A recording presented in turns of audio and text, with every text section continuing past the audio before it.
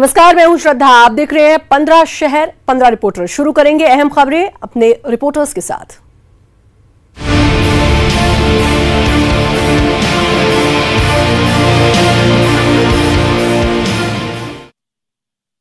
आज साल 2019 का आखिरी दिन है और कल से साल 2020 का आगाज होने वाला है और इस मौके को और भी खास बनाता है अपनों का साथ। और इस अपनों के साथ में अगर आप उन्हें कुछ गिफ्ट्स दे दें तो फिर अपनों का साथ और भी बेहद खास हो जाता है। और इसी वजह से हम आपको बाजारों का रोशन हुआ नज़ारा दिखा रहे हैं, जहां पर साल 2020 की शुरुआत के लिए गिफ्ट्स देने के लिए बाजार गुलजार हो चुके हैं, सज चुके हैं और बहुत ही अच्छे गिफ्ट आइटम्स इस बार बाजारों में देखने को मिल रहे हैं, जहां पर तरह तरह के वैरायटी ऑफ कार्ड्स हैं और छोटे से लेके बड़े, सुंदर से लेकर के तरह तरह की सजावट वाले कार्ड्स हैं। और कार्ड्स के साथ ही अगर आप और भी मार्केट में देखना चाहें तो पौधा, एक सुंदर सा गुलदस्ता आप किसी को गिफ्ट कर सकते हैं, क्योंकि एक सुंदर से फूल की खुशबू अपने रिश्ते को बहुत ज़्यादा खास बनाती है। और आपके रिश्ते को खास बनाने के लिए काफ़ी सारे गिफ्ट आइटम्स मौजूद हैं मार्केट में, जिसमें एक छोटे छोटे पौधों का भी अलग से सेक्शन है। और अगर इसी के साथ रिश्ते में मिठास भरना हो तो इस मिठास को आप भर सकते हैं चॉकलेट्स के साथ, जहाँ पर कई सुंदर गिफ्ट आइटम्स के साथ, टेडी बियर्स के साथ, मीठी मीठी मिठास के साथ, चॉकलेट्स के सुंदर सुंदर हैम्पर्स मौजूद हैं। अगर आप किसी को खुश करना चाहते हैं तो बाज़ारों में तरह तरह की चीज़ें आ चुकी हैं और ये गिफ्ट्स आइटम बेहद ख़ास है, क्योंकि ये उन लोगों के लिए है जो आपके साथ रह के आपके जीवन को सुंदर बनाते हैं, उसे और रंगीन बनाते हैं और जिस तरह से जीवन आगे आप व्यतीत करते हैं और खुशियाँ मनाते हैं एक दूसरे के साथ, ये गिफ्ट आइटम्स सदा उनकी याद दिलाते हैं। जबलपुर में पुलिस ने 2020 के आगमन के लिए होने वाले आयोजनों को लेकर विशेष चाक चौबंद व्यवस्था लगाई है, जिससे नए साल का जश्न शांतिपूर्ण ढंग से मनाया जा सके। एसपी और अपर कलेक्टर ने नए साल की पार्टी आयोजित करने वालों की बैठक लेकर दिशा निर्देश जारी कर दिए हैं। वर्तमान में शहर में धारा 144 भी प्रभावी है। ऐसे में पुलिस प्रशासन कोई भी लापरवाही बरतना नहीं चाहता। होटल, पब और बार संचालकों को बैठक में सख्त हिदायत देते हुए रात 12:30 बजे तक पार्टी को समाप्त करने के निर्देश दिए गए हैं। वहीं वुमेन सेफ्टी को लेकर भी सभी आयोजनकर्ताओं को अपने स्तर पर वॉलंटियर नियुक्त करने के निर्देश दिए गए, ताकि ऐसे आयोजनों के दौरान होने वाले वुमेन क्राइम को रोका जा सके। इस दौरान शराब पीकर स्टंट करने वाले लोगों पर भी पुलिस सख्त कार्रवाई करेगी। शहर के विभिन्न चौराहों पर चेकिंग पॉइंट भी बनाए गए हैं, जहाँ ब्रीथ एनालाइजर से शराब पीकर वाहन चलाने वालों की जांच की जाएगी। इस दौरान यदि कोई नियम तोड़ता है तो उसके खिलाफ लाइसेंस निरस्त करने की कार्रवाई भी हो सकती है। नए साल में इंदौर के विश्व प्रसिद्ध खजराना गणेश मंदिर में आज रात 12 बजे महाआरती की जाएगी, जिसमें 10,000 से ज़्यादा लोग शामिल होंगे। और नए वर्ष के दौरान यहाँ पर 3 से 4 लाख लोग दर्शन लाभ लेंगे और देश विदेश से लोग यहाँ पहुँचेंगे। सतपाल महाराज यहाँ पर है, वो दर्शन कराएंगे लोगों को, पूजा अर्चना करेंगे भगवान गणेश की। जी बताइए, क्या खास रहने वाला है नए साल में? यहाँ नए साल में बहुत उत्साह से मनाया जाएगा। आज रात को 12 बजे आरती होगी, महाआरती करेंगे और नए साल में आरती थ्रू अपने सब भक्त लोग नए साल में प्रवेश करेंगे और भगवान जी का नया साल भगवान जी के दरबार में धूमधाम से मनाएंगे। कितने लोग दर्शन करने पहुंचेंगे यहाँ पे? कहाँ से लोग आएंगे? तो 12 बजे 10-15 हज़ार लोग आएंगे और 1 तारीख को कम से कम 5-7 लाख आने की संभावना है और देश विदेश से भक्त लोग आएंगे। किस तरह दर्शन होंगे दर्शनार्थियों के? दर्शन के लिए भगवान के दरबार में लकड़ी का स्टेप बाय स्टेप बनाया है, उसमें लाइनबद्ध तरीके से भक्त लोग अपने दर्शन करेंगे और अच्छी सुविधा कर रखी है भक्तों के लिए। और इतनी भीड़ होने के बाद भी हर आदमी दर्शन करके दर्शन का लाभ लेगा। तो विशेष पूजा अर्चना भगवान गणेश की नए साल में की जाएगी। चांदी और मोतियों से उनका श्रृंगार किया जाएगा और 1.25 लाख लड्डुओं का भोग लगाया जाएगा। दर्शनार्थियों के लिए भी यहाँ पर विशेष व्यवस्थाएं की गई हैं। 12 ज्योतिर्लिंगों में से एक उज्जैन के महाकालेश्वर मंदिर को उज्जैन का राजा कहा जाता है और उस राजा के लिए श्रद्धालु दूर दूर से यहाँ पर उनके लिए पगड़ी लेकर आते हैं। चूँकि पगड़ी लगाने की परंपरा है और इस तरह की पगड़ियाँ यहाँ पर लगाई जाती है। आप इस समय देख सकते हैं कि पगड़ियों को बेचने के लिए महाकाल मंदिर समिति ने एक काउंटर शुरू किया है। ये श्रद्धालुओं के द्वारा चढ़ाई गई पगड़ियाँ हैं जो महाकाल मंदिर समिति ने यहाँ पर इस समय एक काउंटर शुरू करके यहाँ पर शुरू किया है कि जो श्रद्धालु दूर दूर से आते हैं वो बाबा महाकाल की पगड़ी ले जा सकते हैं।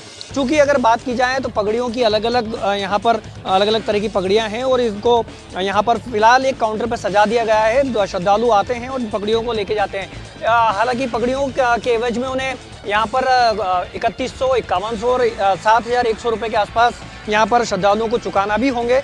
लेकिन जो श्रद्धालु यहाँ पर आ रहे हैं उनका साफ तौर पे यही कहना है कि जो पगड़ियाँ बाबा महाकाल को चढ़ी है वो अपने घर लेकर जाएंगे और ऐसी मान्यताओं को लेकर कि जो पगड़ी उनको चढ़ाई गई थी उन पे घर ले जाकर धन धान्य होगा, भगवान महाकाल का आशीर्वाद मिलेगा। और ऐसी पगड़ियों खरीदने के लिए श्रद्धालु बड़ी संख्या में यहाँ पर उज्जैन के महाकालेश्वर मंदिर में पहुँच रहे हैं।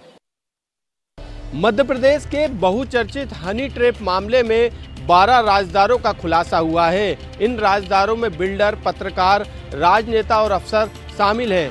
हनी ट्रैप केस से जुड़ी मानव तस्करी के मामले में सीआईडी ने भोपाल जिला कोर्ट में चार्जशीट पेश की थी।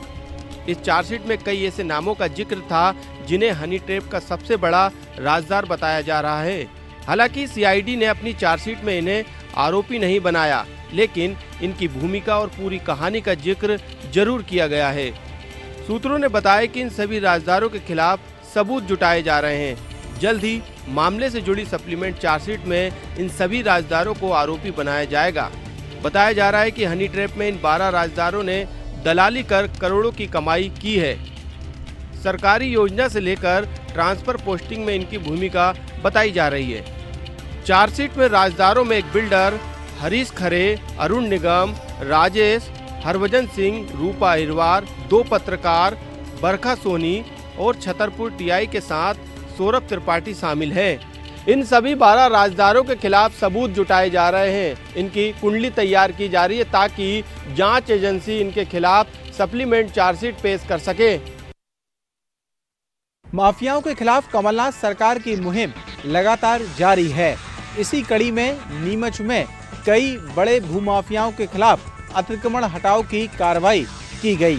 कमलनाथ सरकार द्वारा चलाए जा रहे भूमाफियाओं के खिलाफ अभियान के तहत नीमच में एक बड़ी कार्रवाई की गई, जहां पर भाजपा समर्थित 2 बड़े नेताओं की एक आवासीय जमीन पर बनाए गए कमर्शियल कॉम्प्लेक्स को जिला प्रशासन ने तोड़ते हुए उसे ध्वस्त कर डाला। बताया जा रहा है कि ये जमीन हाउसिंग बोर्ड की है, जहां आवास बनाए जाने थे, लेकिन यहां दुकानें निकाल दी गईं, जिसे लेकर नगर पालिका ने नोटिस देने के बाद सभी 9 दुकानें ध्वस्त कर दी। गौरतलब है कि नीमच में प्रशासन ऐसे ही भूमाफियाओं के खिलाफ अभियान चलाते हुए लगातार अवैध निर्माण को तोड़ रहा है और ये कार्रवाई लगातार जारी है, जिसे लेकर भूमाफियाओं में हड़कंप सा मचा हुआ है।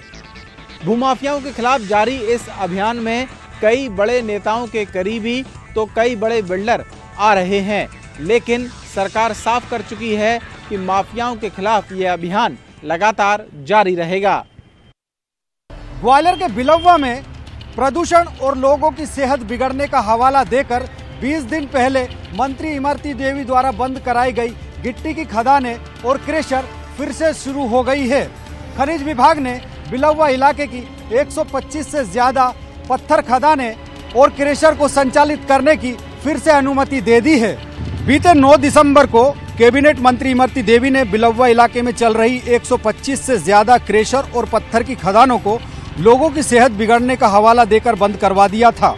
13 दिसंबर को प्रदूषण बोर्ड ने बंद हुई खदानों और क्रेशर की जांच की तो पाया कि खदानें बंद होने के बाद PM10 का स्तर 125 माइक्रोग्राम प्रति घन मीटर रह गया, जो खदानें और क्रेशर चालू होने की स्थिति में 505 माइक्रोग्राम था।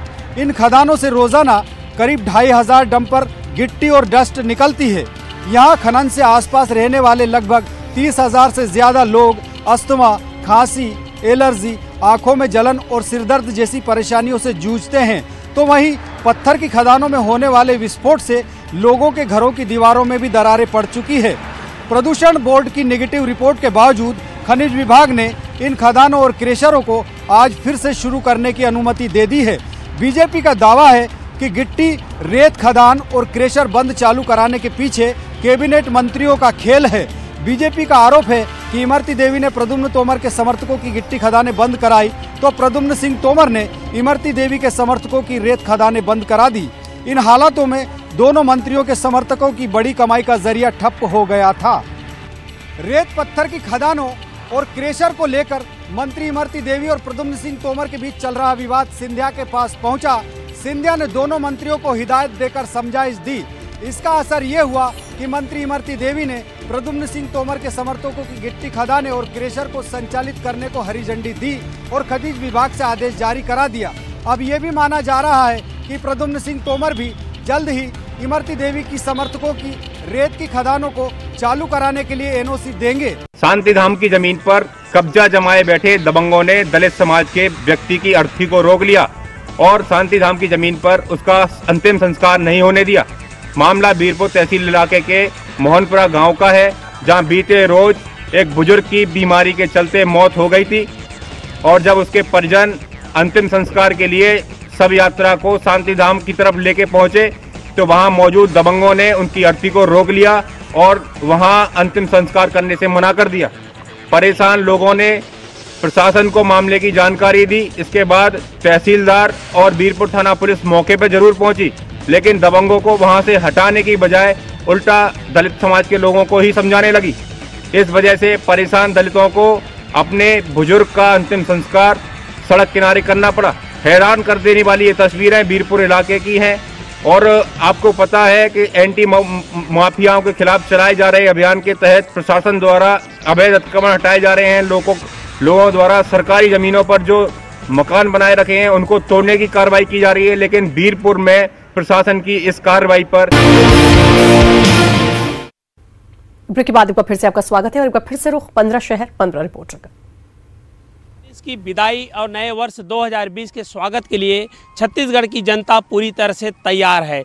छत्तीसगढ़ के 27 जिलों में जश्न मनाने की पूरी तरह से तैयारियां की गई हैं और जितने भी पिकनिक स्पॉट है और ख़ास करके पर्यटक स्थल है वो अभी से गुलजार होने लगे हैं।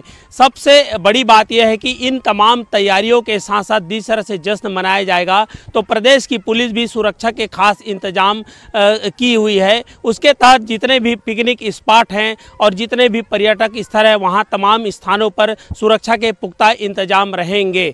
इसके अलावा हम अब आपको बता दें कि छत्तीसगढ़ में चूंकि पश्चिम विक्षोभ की वजह से बीते जो है दिनों से मौसम में लगातार परिवर्तन हो रहा है और 48 घंटे के भीतर छत्तीसगढ़ के कई जिलों में बारिश भी हो सकती है। तो कुल मिलाकर कहा जा सकता है राजनांदगांव, कोरिया, सरगुजा, जसपुर, अंबिकापुर सहित कई जिलों में बारिश के भी आसार रहेंगे। तो इन स्थानों पर जो 1 जनवरी को जिस तरह से जश्न मनाएंगे तो उस जश्न में थोड़ी सी वर्षा खलल डाल सकती है, लेकिन कुल मिलाकर कहा जा सकता है कि कड़ाके की ठंड के बीच छत्तीसगढ़ की जनता अभी भी नए वर्ष के आगमन को लेकर के पूरी तरह से तैयारी की है और जश्न के साथ साथ यहाँ पर फुल मस्ती और एंजॉय के साथ नए वर्ष के स्वागत के लिए तैयार है।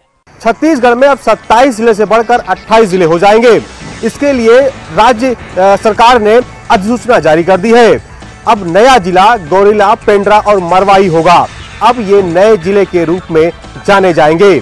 10 फरवरी 2020 को ये अस्तित्व में आ जाएंगे। इसको जिले बनाने के बाद जो प्रदेश के रविंद्र चौबे मंत्री हैं उन्होंने बयान दिया है कि अब नया जिला बनेगा, उसके बाद वहां विकास कार्य तेजी आएगी। साथ ही जिस तरह से वहां पर नया जिला बनेगा उसके बाद वहां पर नए कलेक्टर और एसपी की भी पदस्थापना की जाएगी। ये घोषणा मुख्यमंत्री भूपेश बघेल ने 15 अगस्त को की थी। उसके बाद अब जिस तरह से अधिसूचना जारी हुई है तो 10 फरवरी 2020 को नया जिला अस्तित्व में आ जाएगा। इस जिले की मांग कई वर्षों से चल रही थी और अब आपको बता दें कि जिस तरह से 2011 के बाद ये नया जिला 8 साल के बाद बनेगा। और इसी के साथ फिलहाल इस बुलेटिन में इतना ही। नमस्कार।